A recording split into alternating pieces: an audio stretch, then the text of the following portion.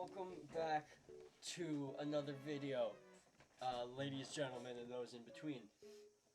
It's been a while. It has, been over a month. Sorry about that. I am gonna get on a schedule. I promise this time, at least for a little bit, I am gonna get on a schedule. Not gonna say what it is yet, but you guys should figure out fairly quickly. So I thought, what better way to pick up than right where we left off. So we're gonna just jump straight in to, we're just gonna jump straight into history stuff. World War I, Roaring Twenties, Great Depression, World War II, in America history, and we'll just, I won't waste any more time. Go say hi to Uncle Steve. Uncle Steve. Hi. Phone instead of microphone. This for bullet points. The microphone doesn't work anyway. If you want more background context, just watch the rest of America Week. That gives context at this point. World War I. August 4th, 1914. We didn't want to get involved. We said, nah, neutrality. We're going to stay neutral during this whole war. Sure, we'll sell some stuff, but that's it. We're staying out. And then February 4th, 1915, Germany was like, okay, yeah, you can stay neutral all you want. We're starting unrestricted submarine warfare. If you or any of your merchant ships get anywhere near Britain, sunk. We didn't like that. We were like, but that's how we make a lot of money. That's how we get some stuff from Britain. And they were like, oh well, not my problem. I'm Germany. I couldn't care less. So they started sending merchant ships, and we were like, okay, that's stupid. Oh, no, we're not. Okay, you can let that one slide, Germany. But if you start that stuff again, we'll have a problem. So that continued off and on and off and on during the war. And you're going to see, even when we did eventually join the war, they were still doing it. May 7th, 1915. Due to unrestricted submarine warfare, a German U-boat had sank the British passenger ship, the Lusitania. Why is this important? Hundreds of American passengers were on it. This was a national tragedy for the Americans. We had lost hundreds of lives in a war that we weren't even involved in, that were civilian because the Germans hated the British. Why should we have been suffering? So this kind of stained our relations with the Germans. We weren't huge on them after this. And the final straw would come 2 years later, in January 16th, 1917, when the German foreign minister would send a telegram to Mexico proposing an alliance against the United States for them to reclaim territory like Texas, Arizona, New Mexico, California, Nevada, that kind of stuff. And before it could reach Mexico, a British, I think it was either trade ship or a merchant ship or passenger ship, one of those kind, intercepted the message, and they were like, we show this to the Americans, maybe they'll help us. So they showed it to the Americans, they exaggerate, like, hey, they're gonna invade you, and they're trying to get the Mexicans to support you. The Mexicans haven't seen this. You should join us because they're gonna go after you anyway. And America was like, drive a hard bargain. And the president, Woodrow Wilson, at the time was like, all right, talk to Congress, I'll see what I can do. And 3 months later, Congress was like, okay, we're gonna go to war with Germany. So on April 6th of the same year, 1917, we officially declared war on Germany. Only Germany, though. A little while later, the Ottomans declared war on us, Bulgarians declared war on us, but in December, 8 months later, we had declared war on Austria-Hungary. And it took a couple months to mobilize, get the economy and the troops, send over soldiers to Europe, and so it took a while, but when we started sending troops, and eventually, by summer of 1918, 2 million American troops were fighting in France.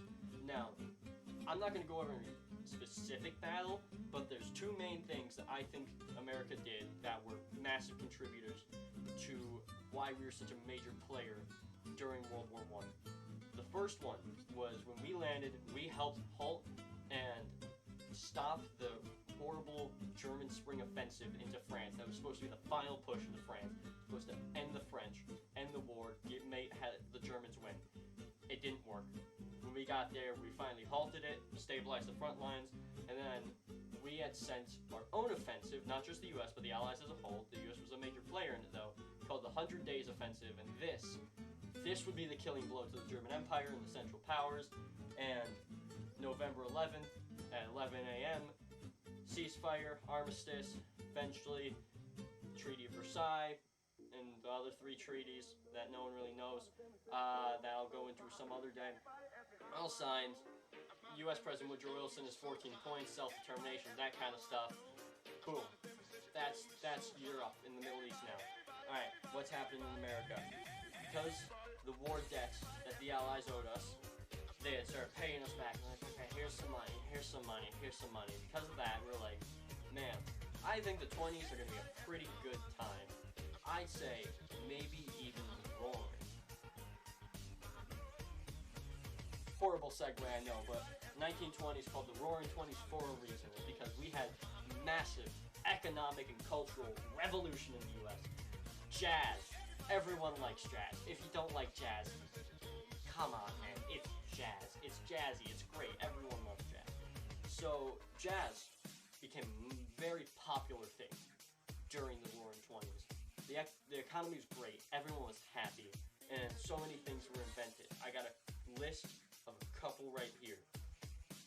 The electric traffic signal, Band-Aids, the electric blender, the TV, and most importantly, the cheeseburger were all invented because of the Roaring 20s. Well, not because, but during, and because of like the happiness and all that stuff. So, you know, with a great economic upturn, some point you're gonna have an economic downturn. So in 1929, nearing the end of the year, everyone's pretty happy. And then the Wall Street crash happens. This doesn't create, but this begins the Great Depression, and the economy starts going into shambles. And everyone's like, oh my gosh, what do we do? We need a president who can fix this. We need a president who can fix this fast. So who do we elect? 1932 election comes along. The people spoke. Franklin D. Roosevelt. Yeah, that's right. We got our second Roosevelt in power, and we're related. Just not as close as you would think. So, what does Roosevelt do? He's like, okay, economy is not doing good. People aren't happy. We gotta fix this. He introduces a thing called the New Deal, which is economic and social policies to help fix the economy. He starts with the banks in the 32, 33, 34. Then he focuses in the second New Deal, which is the big one, the one everyone knows. Starts hiring a ton of unemployed Americans and starts sending them to work on the infrastructure of America. And this starts majorly improving our roads, our highways, our railways, that kind of stuff, and employs Americans. So people have jobs, people are getting paid, people are happy, people are getting money. People getting money, people are spending money. People spending money, money goes into the economy. Economy in shambles, gaining money, economy goes up, economy gets better. Eventually, we start to have an economic upturn again, not to the power of the Roaring 20s, but it starts going up slowly and steadily, slow recovery, and helps out a lot. So this goes on from 32, Roosevelt gets elected first, then he gets second term in 36, and then he gets elected for his third term in 40, and everyone's like, man, this Roosevelt guy doing great. He's massively improving our economy. What could go wrong? America's becoming such an amazing economic power again. What could go wrong? December 7, 1941, something did go wrong. The Japanese bombed Pearl Harbor, a massive Pacific port in the U.S. on Hawaii. And we weren't too happy about this. So, there was a congressional meeting with the House, the Senate, and the executive and judicial branches were there too to listen. And the very next day, we decided to declare war on Japan. We determined this as an act of terrorism, declared war on Japan, and we were like, okay, this isn't gonna stand. We're gonna take it out. And then 3 days later, honoring the Tripartite Pact, Germany and Italy declared war on us, and we were at war with the entire Axis powers, and we were officially part of the Allied powers. And not many major events happened. We had a couple minor victories, minor losses between the Japanese. We were sending troops over to Europe and to Africa to help out with that. But the first major victory I'd say that we as the U.S. would have, and this is probably going to be the only specific battle I cover, was in June 4th, 1942, the Battle of Midway. Now, why was the Battle of Midway so important, you might be asking? Well, even though it was mainly a naval battle over the Midway Islands and near Hawaii, the reason why it was important because when we won that battle, we basically stopped Japanese expansion in the Pacific. Sure, islands they already had, they could expand onto if they didn't have the whole thing with ground forces, but their navy was in shambles. And this started the U.S. island hopping campaign that would eventually lead us to conquering islands like Iwo Jima, right next to Japan, and eventually leading to the end of the war. And this battle is probably one of the main reasons. It's like what they tried to do to us at Pearl Harbor, but successful. And 2 years later, on June 6, 1944, was our first major thing in Europe, and this was the D-Day landings, Operation Overlord.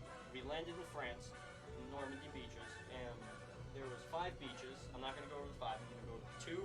The U.S. invaded. We invaded Utah and Omaha along the North French coast, and it was a long slog, and it was horrible trying to fight up to get to the coast. We lost thousands of good men, but we eventually took it.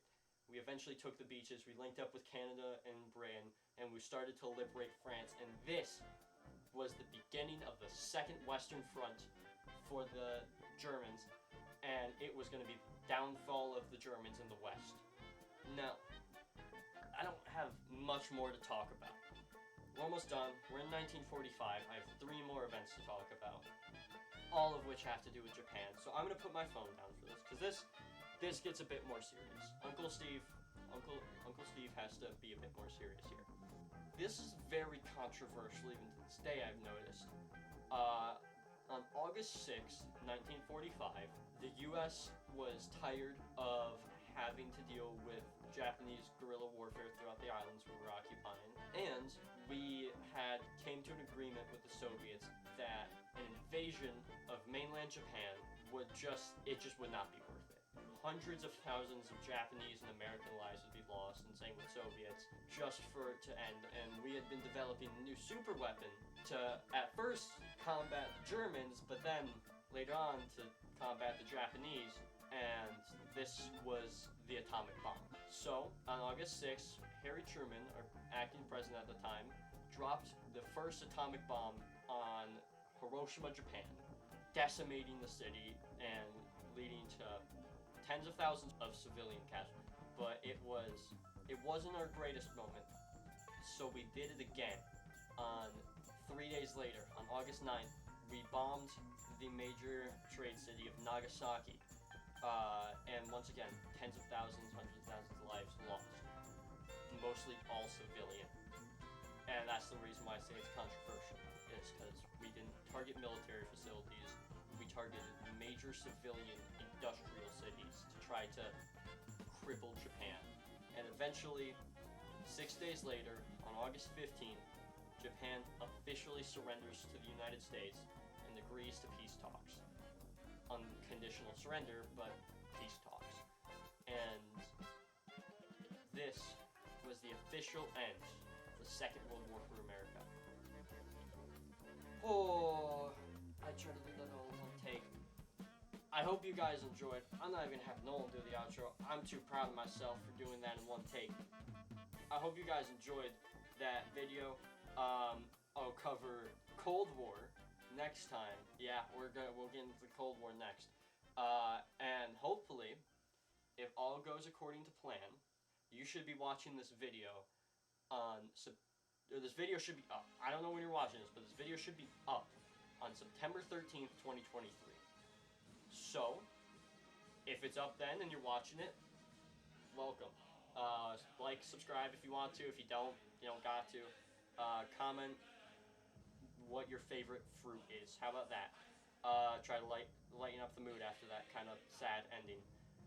So, if you want to see more American history content, or just history content in general, move away from American history at some point, but, I'm also in a U.S. history class, so I might just try to use this to get out of doing work. Teacher, if you're watching, I'm just saying, if I can not have to do some of the assignments because I cover them in these videos, that'd be great, just saying. But with that out of the way, thank you all so much for watching. I hope you enjoyed, and Have a great rest of your day.